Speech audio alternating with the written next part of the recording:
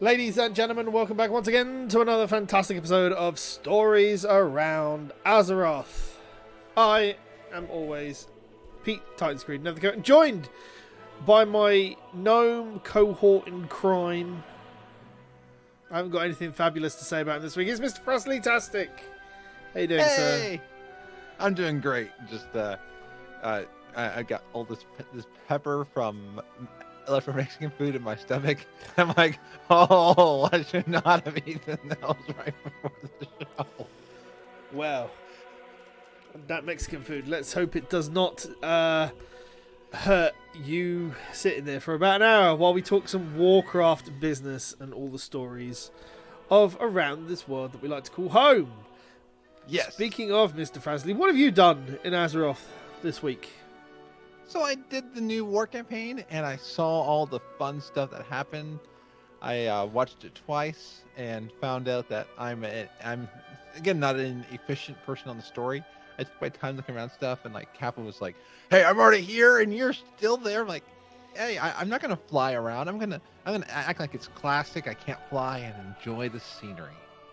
So I had fun doing that, and just seeing all the different parts of the zones. It was fun being back in Orgrimmar as an alliance. I mean, I felt like, should I be here? Have you managed to do anything else other than the war campaign?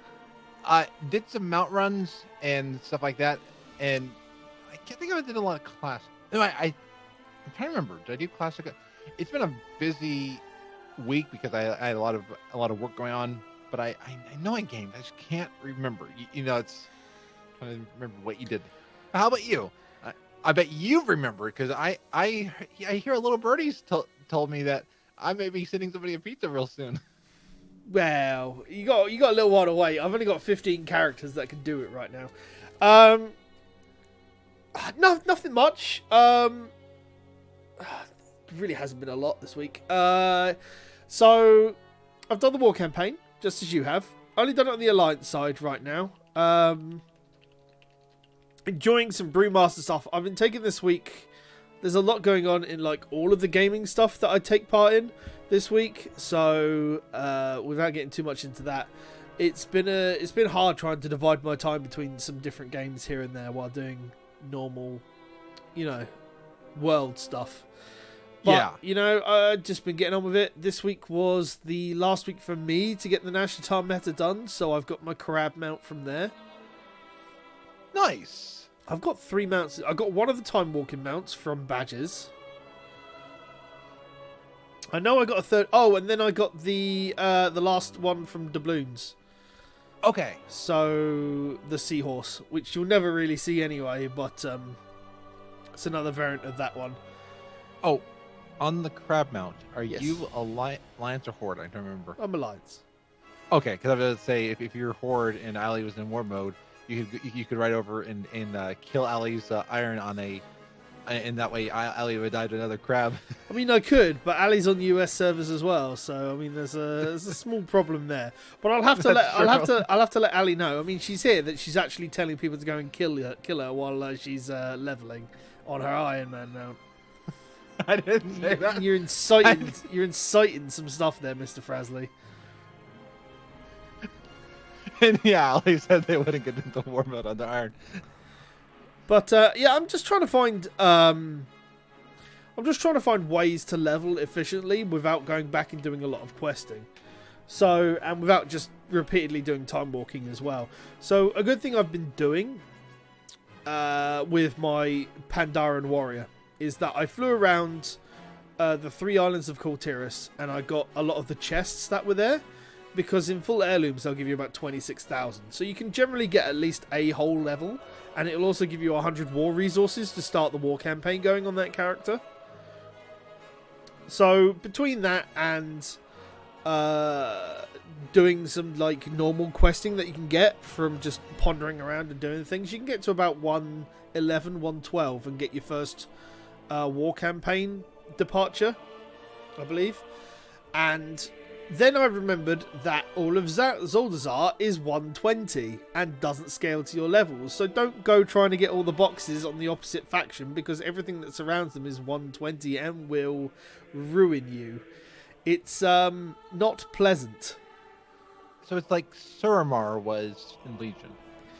Yeah, so other than the actual leveling areas that you're doing for the quest to go to the other continent, everything is 120, so you can't exactly just fly around. I never knew that. Oh, I guess I showed I forgot, to be fair. I stuck to the path, so I guess that's me Well, being a sheep. No, it's not that at all. It's trying to find stuff that you want to do. Like, I don't want to go and do all of the questing again. You know, I've done it once before. It's a pain in the ass that some places you have to go to in order to unlock flight points, but with flying now, it's not that much of a problem. I think that's about it. I've started doing the B mount stuff, but so far my time has only really allowed me to spend a couple of hours on Wednesday flying around. Otherwise, I've just been killing the Honey Smasher rare every day. That's right. I forgot. I started the B mount, and then someone told me to go on an alt. So I go on the alt, and they said, "Oh, by the way, you probably should attune your character to the hive." So I killed the Honey Smasher on an alt. I didn't get the honey because I wasn't attuned, but I did get a fez for that bee. So I was like, okay, at least that redeemed it. But now I gotta work on that. That's gonna be quite a grind, but it is sweet. Quite a grind. You require, like, I did the math. It's like 6,000 of the green level honey. So it's not bad. You get 500 rep over time, but the it's very different for the bee stuff. Is that not only do you need rep with the faction, you also need to feed enough honey into like this small little bee, because that grows up to be the mount, and until you actually get that grown up, you don't get the actual mount itself. Oh, that explains why you're feeding this bee. Yeah. Okay, so it's not like that one ancient mana person in Legion that I hated, as you kept giving them all those mana, and then you find out why you do it, and then you end up loving that person that you hated the whole time. But wow, okay, so you're actually feeding your pet, so that way you can be like, one day you'll be mine and under my control. Yeah. But if to talk about time walking this week, I'm not sure if you've done any this week. No. It's very different looking into Warlords of Draenor time walking dungeons compared to everything else. Now, I like Warlords of Draenor dungeons. I think they're very good at what they do. They're very time succinct and everything else, and be able to keep you on the right path to keep it going and done in 15 to 20 minutes. The problem is that because Warlords is so it's so hated as an expansion, that you get a lot of people who never done it.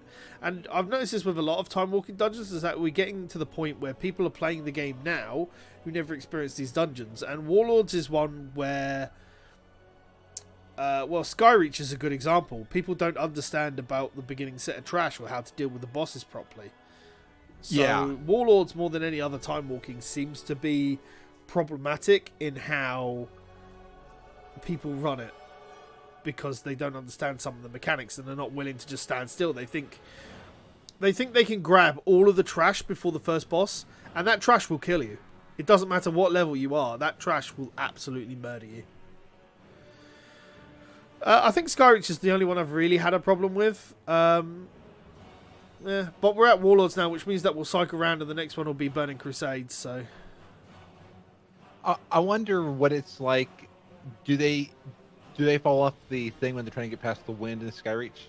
No, it's not even that. It's all the trash up to the first boss, with the little pets and the fact that you've got the healers as well. They can't deal with that. And then it's the second boss, where you've got to block the beams going towards the boss.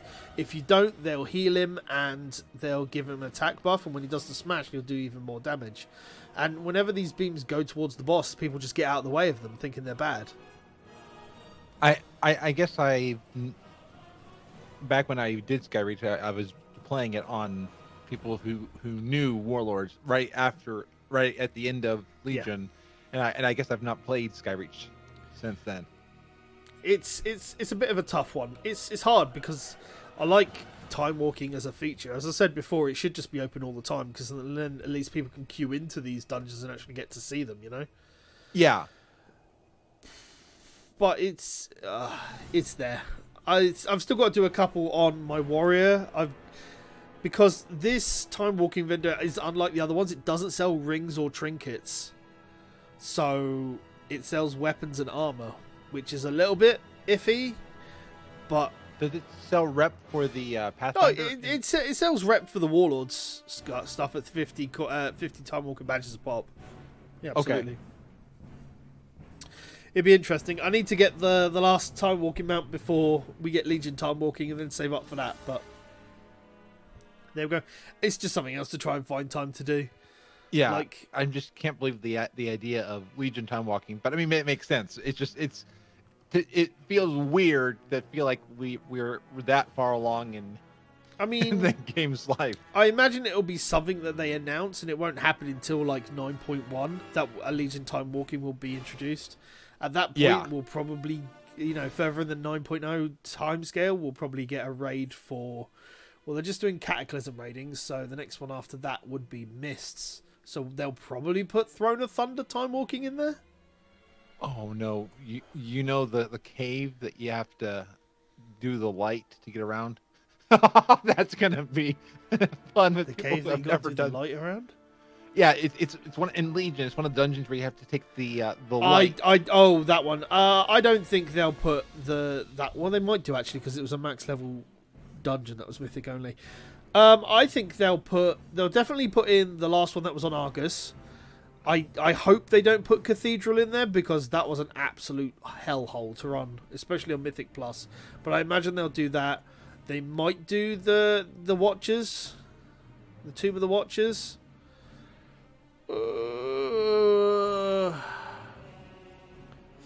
I mean, here's what I hope they do. I hope they do more of Souls, because that was a fabulous dungeon.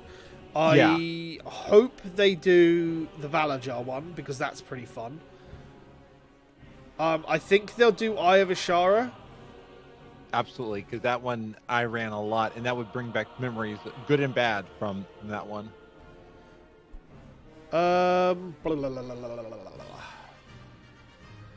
Yeah, I think it'll be those three, and then Cathedral and the one on Argus. Yeah, Cathedral was horrible. People will not get the last boss properly. Yeah, no. But the easiest way I've found Warlords time walking is Demon Hunters. If you have Demon Hunters, they will absolutely just ruin anything on there. If they want to troll, they'll do the one where you have to sneak into the city. Like you on the boats. No, I completely forgot about the Suramar ones. Christ, that on time walking would be horrible. I love running that one on a new person, because they, hey, we're gonna go after one of the big people, and the whole group dies. No, you gotta pick them off one by one. But they're right there. No, you gotta. It's one of those. I always just laughed. I was like, I never got upset. I was just like, I'm bad. I never told them what to do, because I didn't want somebody to be like, you're telling me what to do. I know what to do. So I was just like, okay, we're dead. Okay. They typically learn after the second time. That's fair enough. So, last week we talked about all of the content that was in 8.2.5. Yes. How much of that have you actually had a chance to play? The whole campaign that we had, I worked on sort of the B mount. Past that, I did not get a chance to do party sync, because Michael was not able to do genome, because even there's a few things we might do with party sync on that. Couldn't do refer friend, because that's not in the game. So I can't think of a lot that I did. Did you do the new Magni story? No, because I gotta do LFR of Azara, so I'm gonna work on that. Is that an actual prerequisite? Yep, you gotta do Zyquil and Azara, so I need to go do that. I did not realize that. That's interesting. Okay. You don't PvP, so I'm gonna presume you haven't done Ashran or Wintergrass, but I haven't done that either. Have you had a look at the Goblin or the Worgen yet? I haven't had a chance to do that. No, but I talked with a person today who has like 3 or 4 Worgen, and they were just ecstatic. So I got from my sources that people love it. That's good. That's good to hear, at least. I've heard that the bug in the Worgen starting zone is still there, and I saw a picture of like loads of Worgen in Gilneas, and they were unable to actually progress because the bug was still there that meant they couldn't continue. It's just weird because I talked to somebody today who said they actually did both the Goblin and Worgen starting zones after the patch, and they got through all the stuff. Yeah, the Goblin one's fine. There's no bug there, but apparently in the Worgen one, there is an issue in like the phase part where you go and fight Sylvanas in Gilneas. There's a bug where Sylvanas doesn't engage properly or something like that. So you've got to tell people to just leave her until she finishes her dialogue and then resets. But telling one person to do that's cool, but telling like 20, 30, 50 people to not touch Sylvanas it gets tricky. So well, she wants people to go up to her and you just tell her, "You're nothing." Yeah, so there's that. I think so. I've done the Magni quest line. I'm not going to spoil it for anyone. It's really cool. There's some really good stuff. I think I streamed it. Yes, I did stream it because I did a whole let's hit 70 on the Heart of Azeroth on Reset on EU, which we did. It was a lot easier than I thought it was going to be. The last quest at level 70 is nothing. So, like, you go to the Emerald Dream and you go and help the Greens, and you go to the Twilight Highlands and you help the Reds, and you know, that's pretty much it until you get to 70. And then 70 is literally talk to Caligos, fly to the Nexus. That's it.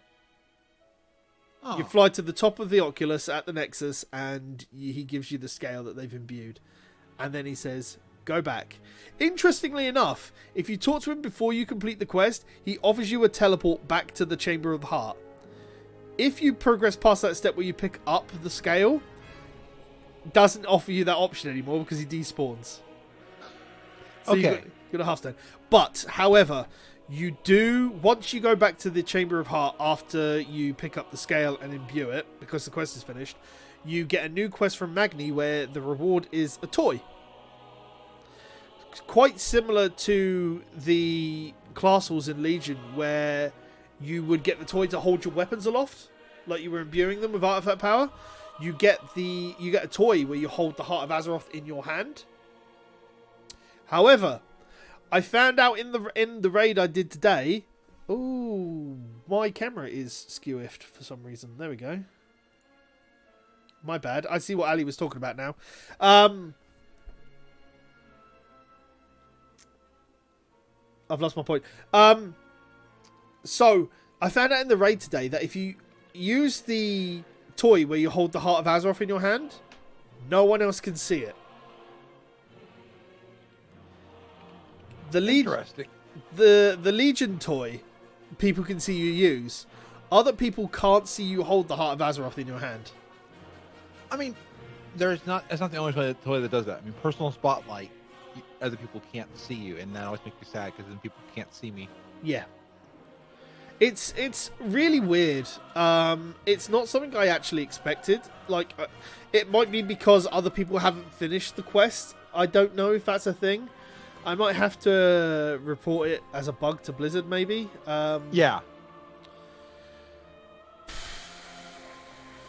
It's really weird. I expected a lot more for hitting 70, rather than go to the Nexus, come back, get a toy, and you're done.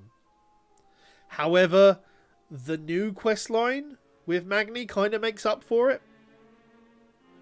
So, I don't know. I'm a little bit here or there. Like, the best thing I get out of it is that all of the Azeroth missions on the table have just changed to gold. So those 2-hour missions for Azeroth that you would get are now gold. So every 2 hours I can log into my main or use the mobile app or something else like that, and there's like 500 gold. Okay, wow. It's not bad. So, yeah. And obviously using any bonus coins in raids and everything else, you get 2,000 gold if you were going to roll artifact power. So if you're using war resources, because you're like me and you've got 20,000 war resources on your main character, and you can just... War resources just equate gold if you don't roll loot, so... It's one of those pretty things. Nice. Yeah. Yeah. and I can see that because the fact that you're at 770 right now means that you're probably raiding. So they say, okay, if you're raiding, then maybe we'll give you some extra gold to help with like repairs and stuff like that. That's interesting because we've actually just finished raiding until Anniversary, and Anniversary is going to be sat in LFR, and anyway, so it's and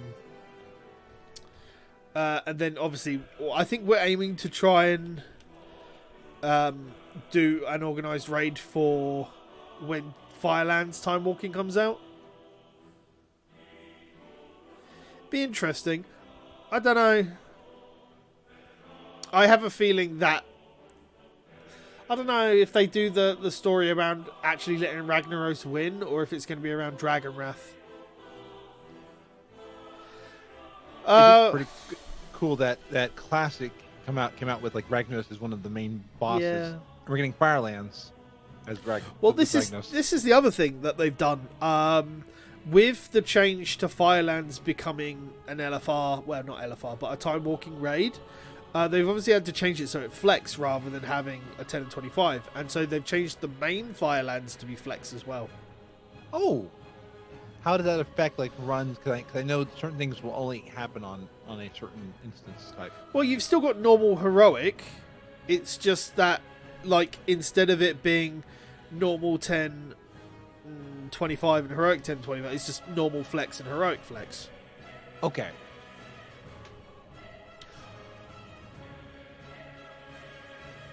I'm just wondering now if they're going to do Time Walking Siege of Orgrimmar, or if they're going to do Time Walking Throne of Thunder. I could see. I don't know which one I'd want more. Siege being more iconic. If they do Siege, it'll be the first mythic level dungeon mythic level raid that they'll be tuning to be Time Walking. Well, I mean, because then they'll have. My guess is, no, probably Hellfire Peninsula for Warlords. Maybe. I think it really depends where the story was. Like, with Siege of Orgrimmar, if they'd done that as a Pandaria Time Walking, it would make more sense with where the story is now. But, I don't know. But yeah, speaking of the story, we've talked about the cinematics and everything else. Oh, there's a lot to digest off those cinematics. Yes. I don't know. What were your... I mean, we'll start with... what was the first one called? The Negotiation. The one with using the in-game models. So, maybe I wasn't following it. Just... My first thought was... I was trying to figure out where they were in that one. Like, I kept thinking it was outside of Brill with all this stuff. What was the location? I mean, it was really cool. I just kept trying to figure out where they were meeting at. I mean, it's grassy, so I'm going to assume Mulgore, because they're there to semi-protect Thunderbluff, is what I would assume. But there's no stone tower, to my knowledge, in Mulgore. Leo Wild's saying that Taliesin says they think they're in Dustfall. That makes sense. That was my first feeling, but the greenery is not as lush in Dustwallow as the cinematic makes it appear. But Dustwallow is one of the first things that my brain jumped to, because there's quite a few of those stone towers there. So yeah, that's not entirely out of the ballpark, one would assume. My biggest problem with the negotiation one is how Saurfang pivoted so quickly with how he felt with where the war chiefs were to wanting to fight for the cause.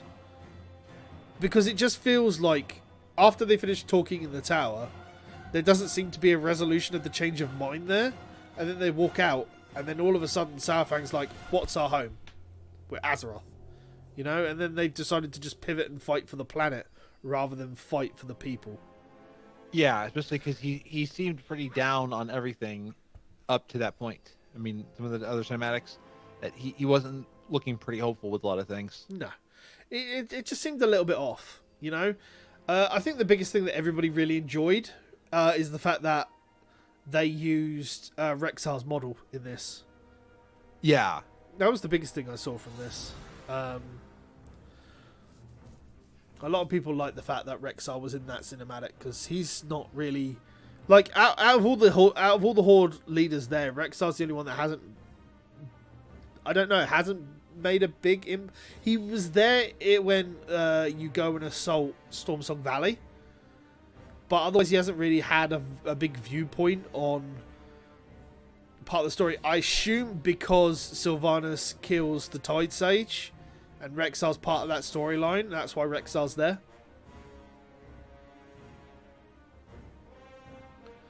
What are your thoughts?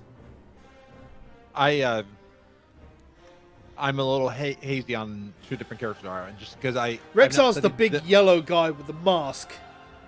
Okay, and like I said, I've never claimed to be a lore expert, so oh, right. I'm still learning. Well, let me mock it up here. Rexar is part of the Moxnafall clan. They're in the Blades Edge Mountains. Rexar himself, I believe, is a cross between an orc and an ogre.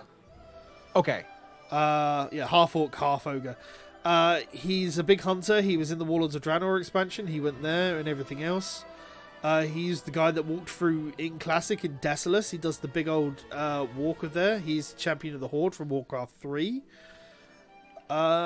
Really, there's not a lot we've really seen. He kind of pops up here and there. He's never really had a bit of impact on any real part of the story. But the parts he does do, everybody really loves it because... because they love Rexar as a character. And because no one's really dabbled too much in Rexar in a large way to do with the story, like his character kind of realistically stays the same, you know?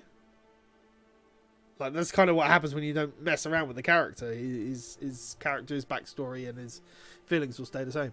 But he's a big he's a big lore character in the way Warcraft is. He's one of the few remaining ones from Warcraft 3 now. Because like I've heard the name, I've been figuring out where they are and stuff like that. That's one that it's at this kind of point that I would direct you to go and watch one of Noble's videos on Rexar. Okay. You know, if you get time to do it.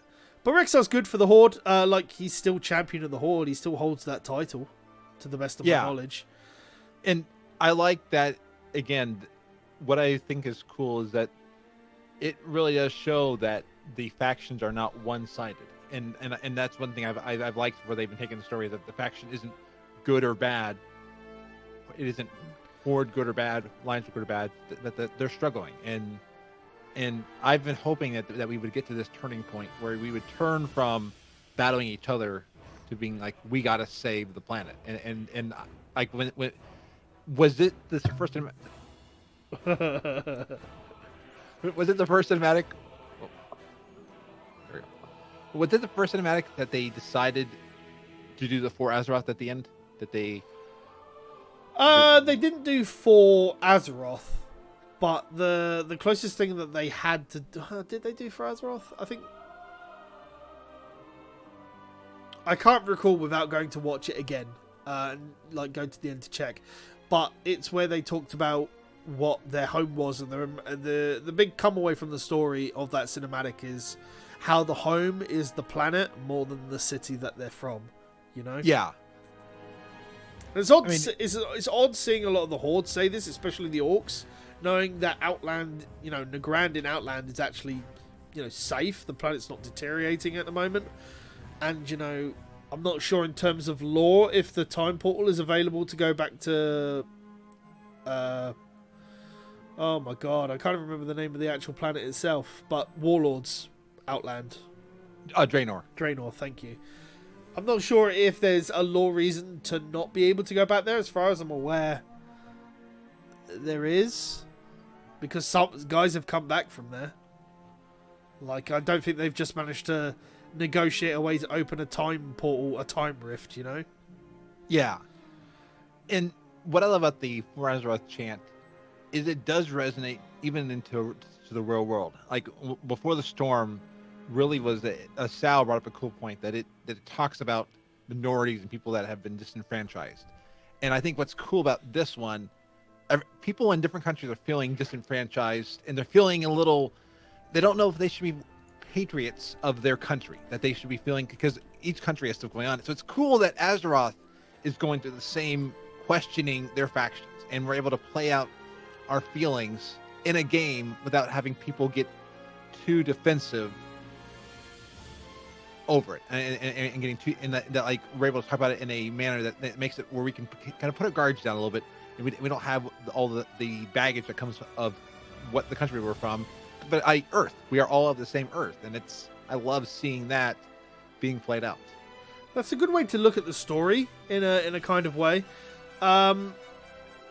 It does feel like, in a pessimistic, cynical kind of way, it really does feel like it's too forced to go with the expansion.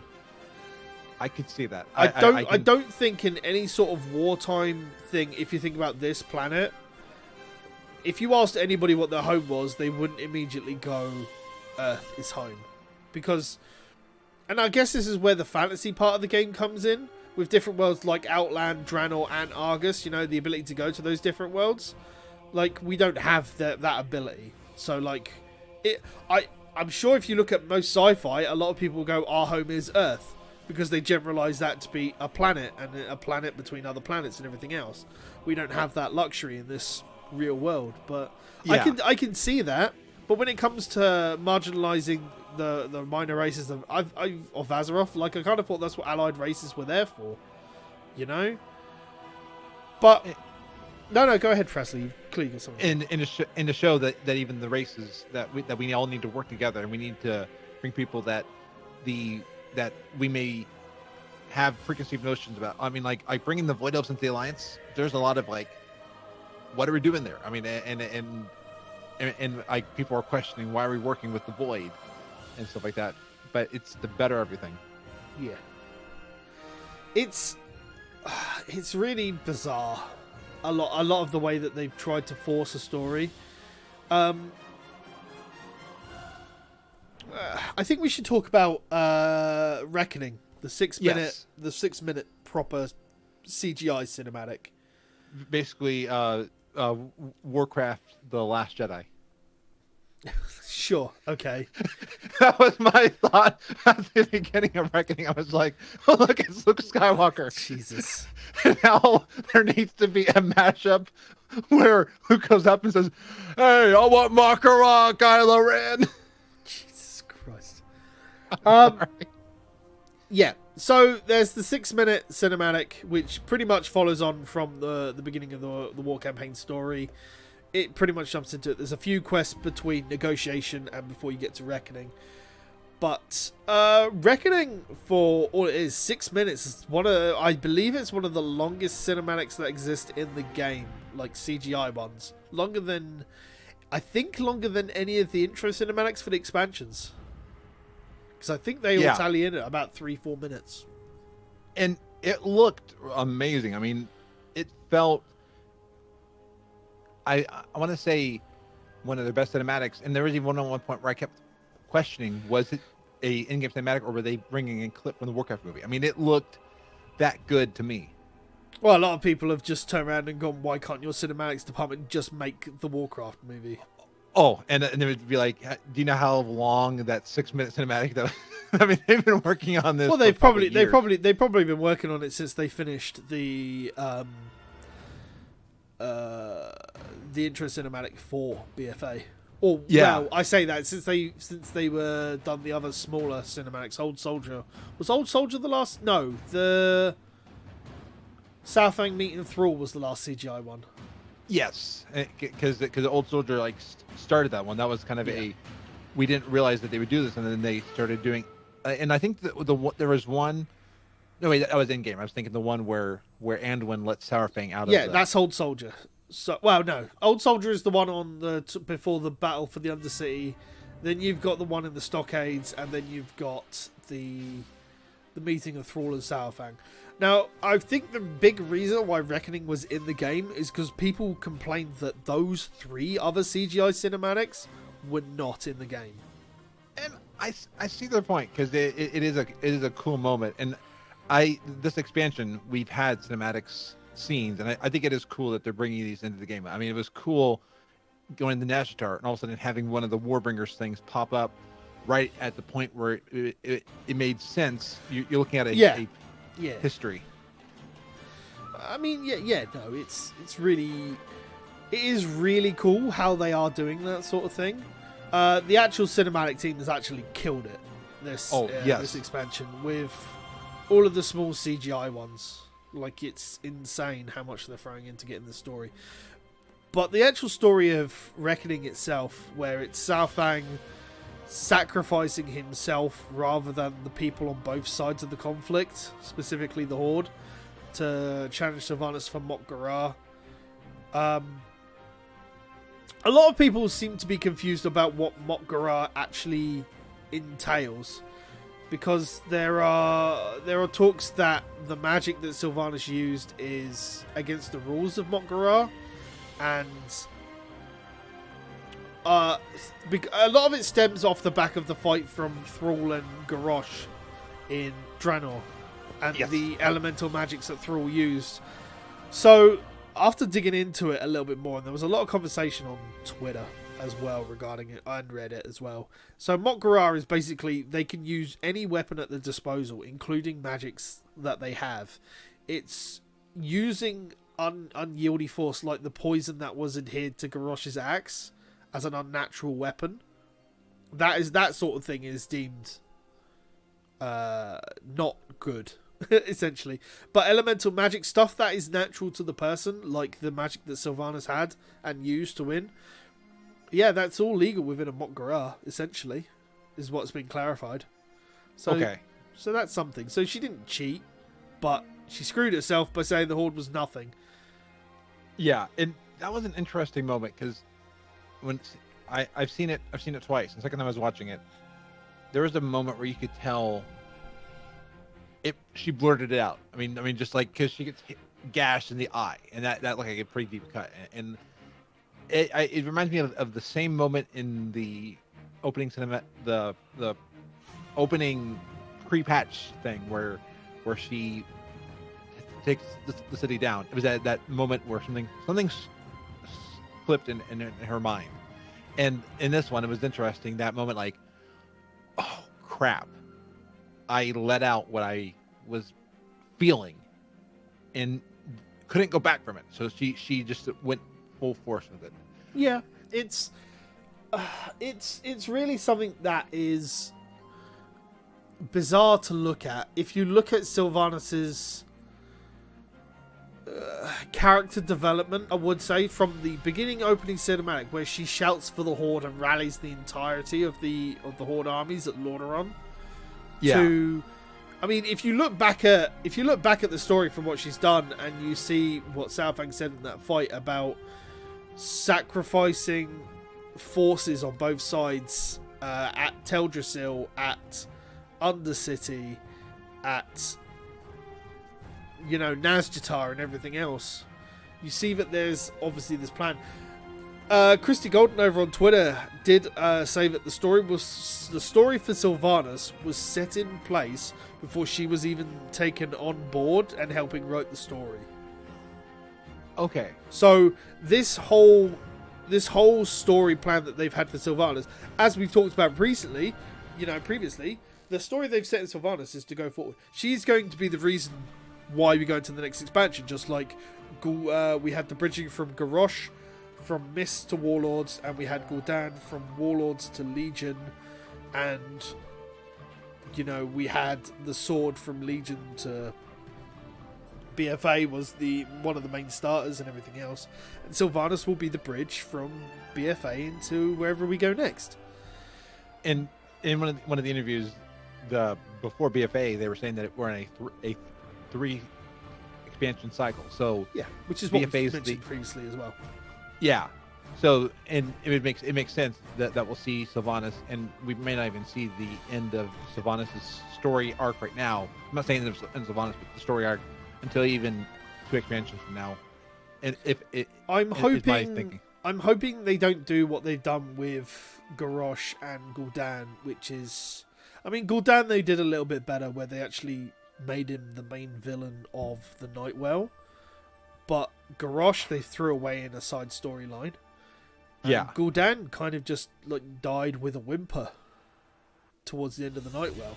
He was there as part of this big cinematic where Illidan returned and everything else, but he still, it was just We need to push Gul'dan away from the Nightwell. Take back that stronghold. And that was it. Yeah. We didn't realise he was there. All we knew is that he'd struck up a bargain with Elisandra and everything else. Elisand, sorry, not Elisandra. Elisand, and that they were going to use the Nightwell as the next Well of Eternity to try and bring Sargeras through. I don't think we'll see Azshara or N'Zoth for an expansion or two. I don't know. Maybe some Crucible of Storms type thing, but on a big raid level. We'll see more. I think we'll see more when it comes to BlizzCon. I think that's the big thing that they're going to do. I think Blizzard have done it really well, where there's going to be... They've tried to tie up as many loose ends as possible with this storyline. We don't know if there's something time-locked behind new weeks. I don't think there is, because we've had the 2 cinematics already. Yeah. I think to just release Azshara and N'Zoth from 8.2 and then just go straight into 8.3 about it, I think would be a bit weak, especially dealing with Azshara. I think they need a full expansion to really bloom and then have them as the end boss at the end of that expansion itself. They've essentially been Thunder King'd, but left open to do something with at the end of that raid. It is interesting that we have like 4 weeks till BlizzCon, and we've basically done the storyline of 8.2.5. I mean that is, and that it's done. I mean there's nothing a lot to strive for other than like working on next, working on different things. I think that's it. I think they're expecting the anniversary to really pull through, and I think that they're either going to start in October or they'll start straight after BlizzCon. After BlizzCon probably makes more sense. Yeah. But that gives a whole month of nothing. Yeah. Essentially, and that is like, it's not quite the drought of Warlord, but it's still it is surprising that we have that. I wasn't expecting to log in Tuesday night and do it all and be done with it. That surprised me. Yeah, as I said to you last week, I was expecting it to be drip fed to us over 4 weeks, and so that we end with the cinematic that is Reckoning, and then we're like, that was amazing, where do we go from here? And then BlizzCon is the following weekend after, and then we get that, and then everybody's like, because then you go into that with so much hype of where do we go from there? Yeah, it does make you wonder if they cut content or change the story a little bit. I mean, cinematics you can't change a lot because that takes a lot of effort. I mean, but that's where it makes me wonder. But they did hire more developers. They didn't cut the developers in the layoffs. They cut a lot of the community outreach people. Oh, excuse me. Yeah, it's one of those things. But the stuff I've heard from Orgrimmar seems to be pretty cool. There's a lot of thrall walking around. There's a lot of interaction between the allied races leaders and a lot of the leaders that are there in actually in Orgrimmar. There's one of the big things I've seen is Liadrin and a squad of Blood Knights walking from the Orgrimmar portal through Orgrimmar. And it is cool that however your character did on the Horde, it modifies how people treat you, what you hear. I mean, yeah, so if you actually didn't do Sylvanas Loyalist, there's some specific whispers that you don't get. But if you do Sylvanas Loyalist, there's a whole extra cutscene that's in the in-game story where you actually go to Windrunner Spire and you see more of Sylvanas' plan, and it definitely adds some extra depth to her character, but I almost feels like it takes it away a little bit to the outside. So if you feel about it as an Alliance character, yeah, all you know is we've beaten back Sylvanas out of Orgrimmar. She's left the Horde. She's team rocketed her way to the stars and just disappeared. Done. But now, because of the age of the internet that we are, and we get to see all the content that exists once it's unlocked, and we see the loyalist storyline as well, we're like, had a grand scheme. We find out she actually did have a bargain with Azshara, you know? Stuff that wasn't confirmed beforehand. We find out that there's a grand plan, that there's still a grand ploy in place, and she's still playing chess with lots of different pieces and everything else, and there's more story to be had as stuff goes on, you know? Now, if we didn't have the age of the internet and have Wowhead and have everything available at our fingertips, the story where anyone that's not a loyalist and doesn't see that extra scene, and then versus the loyalists who do see that extra scene, there would be a great big air of difference as to how people see Sylvanas and how people don't see Sylvanas. I think it's eventually gonna end up the same way with the N'Zoth hat as well. Like, there will be something for those people that have kept that hat on for the longest time. Okay. So I'm sure there is. Like, even just having it as a toy, you might get to interact with something specific down the line. Who knows? Like, whenever they decide to do something with N'Zoth, it's weird. We have to wait until BlizzCon. Yeah, it's a technical hat. Yeah, I need something because I cannot put on good transmog on my head. So N'Zoth owes me big time. It's interesting. Oh my god! What about you? Any final thoughts coming out of the back of Reckoning? Nope. Other than I thought it was really cool. I'm glad that the expansions were as Lewa was saying, that the characters realize now in game what some of us have thought that the battle of what the expansion title is, and it's cool to see the characters realize it without. I don't know if they actually did it, but it's getting close to, you know, when the movie finally says the movie title, we're at that point where mentally all the characters have said what the expansion title is without really saying it. Yeah, no, I'd agree with that a lot. I mean, it really throws back to a couple of things that we've said over the course of the podcast over the last 20 weeks and everything else. Wow, 20 weeks. We are on episode 20, so yeah, it's there's a lot there. There's a lot to decompact and decongest and everything else that exists in those storylines, and you've really got to look a little bit deeper, go through Reddit and read Wowhead and look at all the different things that there are, because the story evolves so much more when you look at theories and everything else that revolve and happen, you know. It's why having stuff like the expansion speculation stuff happen, and it's really cool because it puts these ideas of what if into your head. And as I said previously, I'm a big what if kind of guy. It's the big reason why I want a big Infinite Dragonflight expansion, because there's so much there they could open up. And I mean, Warlords of Draenor was essentially a big what if kind of thing. It's interesting. There's a lot. There's a lot there that I want. There's a lot there that can happen and everything else. I think the only thing that really stares at the moment is that, did that put a nail in the coffin of the Shadowlands, the most recent Shadowlands thing? And I guess we got 4 weeks to wait, essentially. Yeah, and 4 weeks of speculation, 4 weeks of more leaks. Yeah, like that rise of Nomergon. That's the drowning of Nomergon, the flooding of Nomergon.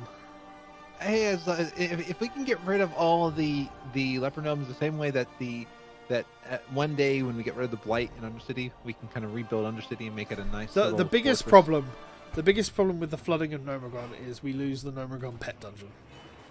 Oh yeah, well that's why you have Zadomi, because the Zadomi can take you back to the old. Because for Brewfest, I went and I got the Pink Elephant Alex and Teldrassil. So either I was hallucinating to get the Pink Alex, I was hallucinating about it. So I was walking around the charred remains of Teldrassil looking for Pink Alex, and the beer goggles make me not even see him. Jesus Christ.